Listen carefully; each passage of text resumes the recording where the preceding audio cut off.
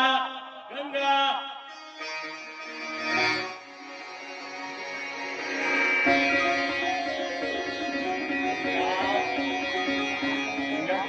बोल कशी आहेस तू? गंगा अगं बोल कशी आहेस तू? मग तुझा चेहरा उतरलेला काय दिसतो? नक्कीच नक्कीच हा छोटे जवान तुला त्रास देत असेल. काय रे लबाडा, मम्मीला काय त्रास देत होता? हे बघ, आईला अजिबात त्रास द्यायचा नाही. आणि हा गंगा, माझ्या मुलाला सुद्धा मी एक जवान बनवणार आणि देश सेवा करायला लावणार. हेच माझे स्वप्न आहेत गंगा.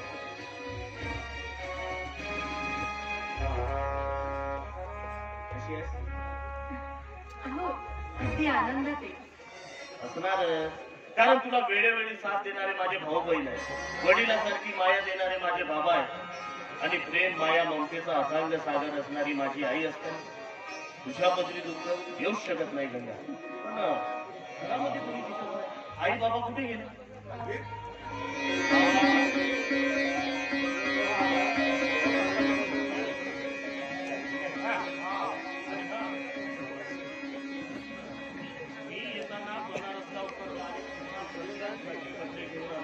काय स्वस्त कपड्यात बाबाची मार्केट एकदम मस्त. हे बघा तुमच्यासाठी. हे घ्या.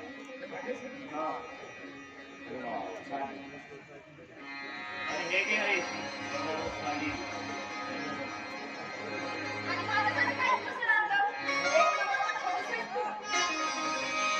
तुझ्यासाठी मी विसरलो बघ.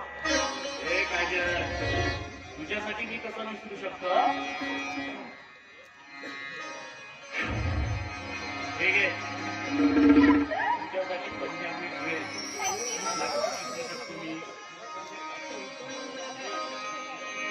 आणि हे घे तुझ्यासाठी.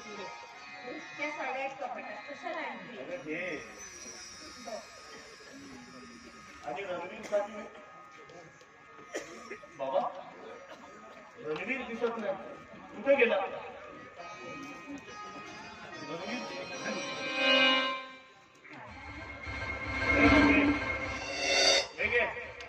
हे घे तुझ्यासाठी शेरवानी, अगदी तुझा आवडता कलर. मला तो गिफ्ट घेतला माझ्यासाठी.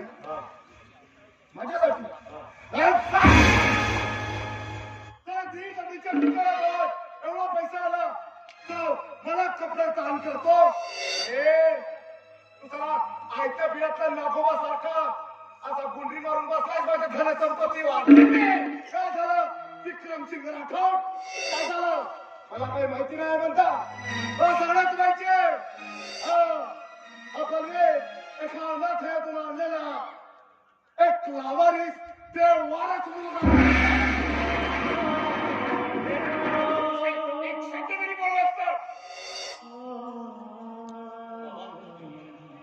बाबा तुम्ही शांत व्हा. शेवटी मी एक लावारीसच, बापाचा घोडा, म्हणून मला तुझ्या बाईने जन्माला घालून अनाथालयात टाकून दिला. तुम्ही त्याला छातीशी कवटाळलं, आई वडिलाचं प्रेम दिलं.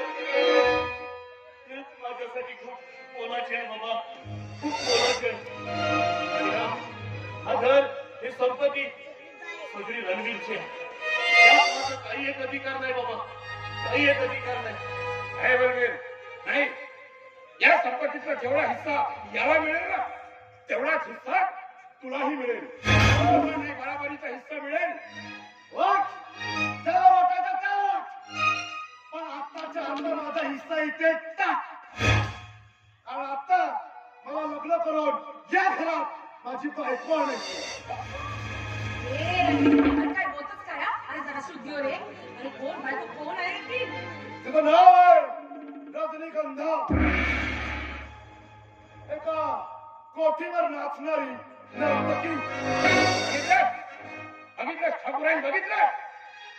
हा नालायक का एका नाचणारीला या वाड्याची सून बनवणार, बनवणार आणि या घराण्याची इज्जत देशीवर ठेवणार.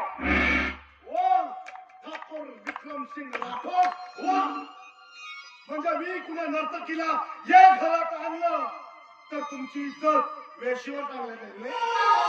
मग या बलवीरने कुण्या कुंटण खाण्यावर वाढलेल्या स्त्रीला या घरात आणलं तेव्हा तुमची इज्जत कुठं भांगड्या करायला गेली होती.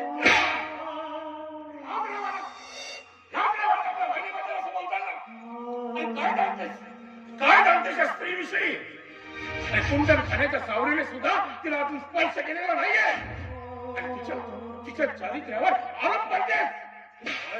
सगळा चौदा ऐकून आत्ताच्या हक्क चौदा व्हायचा तुला या सत्ताला पाठवेल निघून जायचं. चल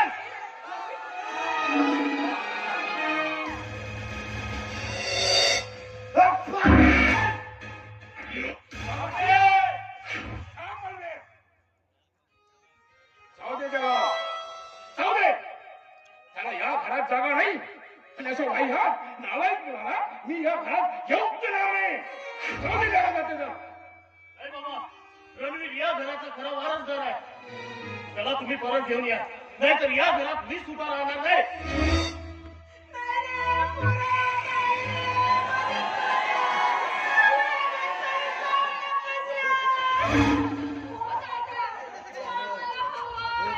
मी या घरात हवा आहे ना, मग मला रणवीरला आणायची परवानगी द्या.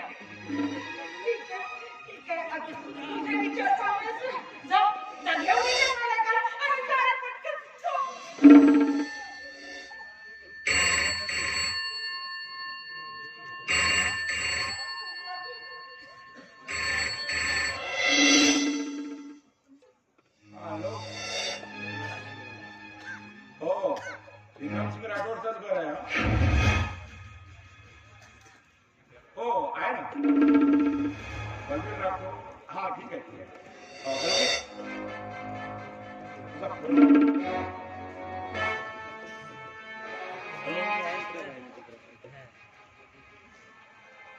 जय सर. सरपंच आत्ताच घरी आला. Yes sir.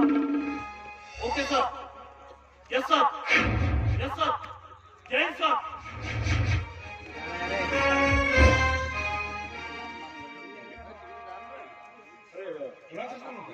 Major Amarsingh Badal यांचा. कशासाठी फोन केला होता त्यांनी? मला तातडीने जावं लागेल मला. आत्ताच आला आत्ताच परत मी बोललो. आतंकवाद्याने बॉर्डर क्रॉस करून माझ्या सैन्य बांधवावर गोळीबार सुरू केला, म्हणून मला परत त्याचा आदेश आला. ते रद्द झाले बाबा, मला निघावंच लागेल. नाही तुम्ही त्यांना फोन करा. त्यांना सांगून दे की माझं नाही जमलं. तुम्ही सांगा की मी नाही येऊ शकणार. तुम्ही फोन करा त्यांना. तुम्ही सांगा की माझं नाही जमणार. नाही गंगा, मी असं करू शकत नाही, कारण तिकडे आतंकवाद्याने माझ्या सैन्य बांधवावर हल्ला करीत आहे आणि मी इकडे सुखाने संसार करू. नाही गंगा नाही, या गोष्टीला माझं मन संमती देणार नाही. तुम्हाला कळत कसं? हे बघा ना, माझ्या हातात हिरवा चुडा बघा. माझ्या बाळाला आज पूर्ण रूप धारण केलं. तिला आजच्या दिवस तरी जाऊ नका. आजच्या दिवस तरी जाऊ नका. मी तुझ्या भावना समजू शकतो, पण माझ्या समोर असलेली उभ्या परिस्थिती पुढे माझं नाईलाज आहे. मी तुम्हाला नाही जाऊ देणार. मी नाही जाऊ देणार. गंगा, असा हट्ट करू नको. तू एका वीर जवानाची पत्नी आहेस आणि वीर जवानाच्या पत्नीने असं वागणं शोभत नाही तुला. अगं या देशासाठी स्वातंत्र्य मिळवणाऱ्या स्वातंत्र्यवीरांनी आपल्या प्राणाचं बलिदान दिलं होतं. शहीद झाले होते आपल्या देशासाठी, पण त्यांनी कधीच आपल्या प्राणांचा विचार केला नाही. आणि मी एक जवान असताना असं भ्याड जीवन नाही करणार नाही. अगं आठव या देशातील त्या वीर पुरुषांना मुघलांना परतवून लावण्यासाठी शिवाजी महाराजांनी हातात तलवार घेतले. बाईनं अडवलं असतं तर हा महाराष्ट्र घडला असता का? काही गंगा नाही. स्त्रियांच्या शिक्षणासाठी महात्मा फुलेंनी पुढाकार घेतला, तेव्हा त्या सावित्रीबाईनं अडवलं असतं तर या देशातील स्त्रिया शिक्षित झाल्या असत्या का? नाही गंगा नाही. उच्च शिक्षणासाठी परदेशी जाणाऱ्या डॉक्टर बाबासाहेब आंबेडकरांना त्या रमाईनं अडवलं असतं तर या देशात नांदत असलेला संविधान राज्यघटना आपल्याला मिळाली असती का? नाही गंगा नाही. करकरे आणि कामते सारख्या वीरपुत्राने त्या दुश्मनाचा सामना केला नसता तर या देशाची शान असलेली मुंबई आज नेस्तनाबूत झाली असते. त्यांना परिवार नव्हता, त्यांना मुलं बाळ नव्हते, त्यांना आई वडील नव्हते, त्यांना पत्नी नव्हते. पण त्यांनी आपल्या प्राणाची आहुती दिलीच ना गंगा. पण असाच संकट माझ्यावर येत असताना, या भारत मातेवर येत असताना मी इथं सुखानं संसार करू? नाही गंगा नाही. माझ्या भारत मातेच्या संरक्षणासाठी मला निघावंच लागेल. मी जगेन तर या भारत मातेसाठी आणि मरेन तर या भारत मातेसाठी.